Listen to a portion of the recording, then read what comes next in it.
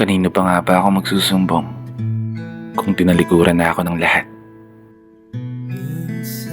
Alam mo, darating at darating talaga yung araw na mawawalan ka na ng gana. Yung pakiramdam na tila ba pagod na pagod ka kahit pa kakagising mo lang ng umaga.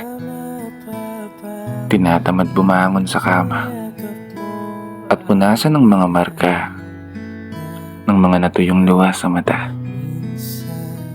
Kasi ang hirap pag dumating ka sa punto na kailangan mo na lang sarilihin ng mga problema sa halip na ikwento o ibahagi sa iba.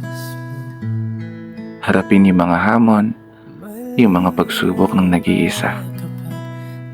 Mga panahong wala kang mapagsumbungan, kundi ang sarili mo lang talaga. Sarili na hirap nang humakbang sa tuwing nararamdaman mo ang paghihina ng mga paa at pagtamlay ng pandama na tila ba ngalay na sa dami ng mga suliranin na lagi mong dala-dala. Kanino pa nga ba ako dapat magsusumbong? Sino pa nga ba ang pwede kong matakbuhan?